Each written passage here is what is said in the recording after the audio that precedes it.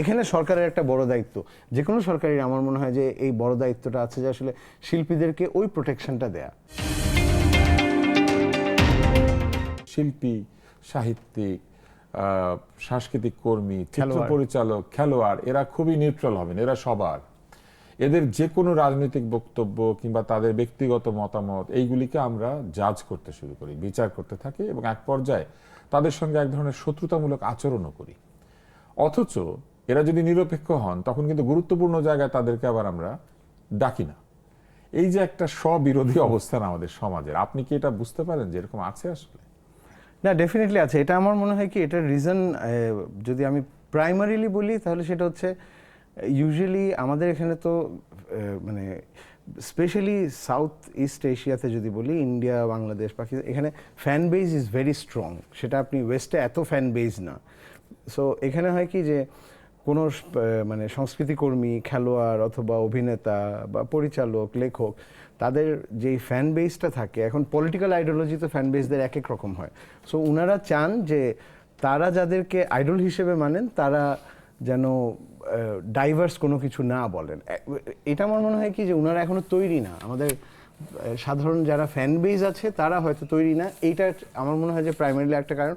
আরেকটা হচ্ছে গিয়ে কি যে পলিটিক্যাল মতামত থাকা, আর আরেকটা জিনিস হচ্ছে পলিটিক্যালি খুবই প্রচণ্ড পরিমাণ বায়াসড হয়ে যাওয়া। এখানে আমার মনে হয় যে শিল্পীদের একটু দায়িত্ব আছে যে পলিটিক্যাল মতামত সবার থাকতে হবে, বিকজ এভরিথিং ইজ পলিটিক্যাল, সব কিছুই পলিটিক্যাল, এবং প্রত্যেকের পলিটিক্যাল আইডিওলজি থাকতেই হবে। শিল্পীদের তো আরও বেশি থাকতে হবে পলিটিক্যাল আইডিওলজি, কিন্তু ওইটার বায়াসনেসটা যেন এমন পর্যায়ে না যায়, এইটাই হয়তো সাধারণ মানুষজন এক্সপেক্ট করে বেশি।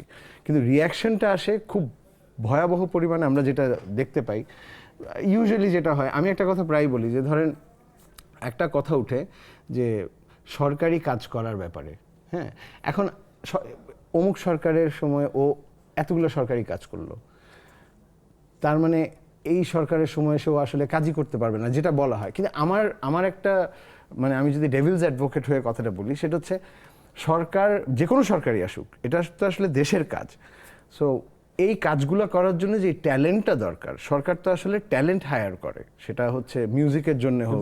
সরকারগুলি তো সেই আচরণ করতে দেখি না, সরকারগুলি কিন্তু সেটা করে না। মানে ব্যাপারটা হচ্ছে আপনি একটা ভালো পোশাক বানাবেন, আপনি ভালো টেইলারের কাছে যাবেন, কিন্তু দেখা গিয়েছে যে প্রত্যেক সরকারের আলাদা আলাদা টেইলার থাকে। মেয়েদের যেমন পার্সোনাল টেইলার থাকে, সরকারের সেরকম পার্সোনাল নির্মাতারা থাকে, পার্সোনাল নির্মাতা, পার্সোনাল অভিনেতা বা পার্সোনাল চয়েসেস থাকে। আমার মনে হয় কি যে শিল্পীদেরকে আসলে এই দলমত নির্বিশেষে সবকিছুর ঊর্ধ্বে রাখা উচিত। তারপর পলিটিক্যাল আইডিওলজি থাকতে পারে, কিন্তু সরকারকে, যে কোনো সরকারকে যদি আমি গার্ডিয়ানের জায়গায় ধরি, গার্ডিয়ানের কাজটা হচ্ছে শুধুমাত্র বায়াস থেকে যে অমুক শিল্পীদেরকে আমি ডাকবো বা অমুক নির্মাতাদের ডাকবো, এটা না করে, বিকজ আমার তো ট্যালেন্টকে অ্যাপ্রিসিয়েট করতে হবে, আমার ট্যালেন্টটাকে হায়ার করতে হবে। সেখানে আসলে সরকারেরও দায়িত্ব হচ্ছে গিয়ে আসলে এই দলমত বিভাজনটা তৈরি না করে সবাইকে একসাথে সংযুক্ত করা। তাহলে আমার মনে হয় কি, এই যে কমন পিপলদের মধ্যে এক ধরনের যে রোষটা তৈরি হয় যে ও অমুক অমুক জায়গায় করলো, ও অমুক শো করে, এমনকি এই গান অমুক গিয়েছেন সেই জন্য উনি আমাদের গায়িকা না, এই গান অমুক গিয়েছেন অতএব উনি আমাদের গায়িকা, এরকমও কিন্তু আছে। হ্যাঁ হ্যাঁ, এই জিনিসটা থেকে আমার মনে হয় কি শিল্পী এখান থেকে বেঁচে গিয়েছেন শুধু ব্যান্ডের শিল্পীরা। আমার জানা যে ব্যান্ডের শিল্পীদের যেহেতু তরুণদের মধ্যে অনেক জনপ্রিয়তা, এই জন্য তাদেরকে কেউ ঘাটায় না। কিন্তু সাধারণত আমরা দেখেছি সোলো শিল্পী যারা যারা একক কণ্ঠশিল্পী, এদেরকে কিন্তু এর ভিতর দিয়ে যেতে হয়। আমরা মনির খানকে যেতে দেখেছি, ন্যান্সিকে যেতে দেখেছি, মমতাজকে যেতে দেখছি, কিন্তু এরা সবাই তো ভালো গান করে।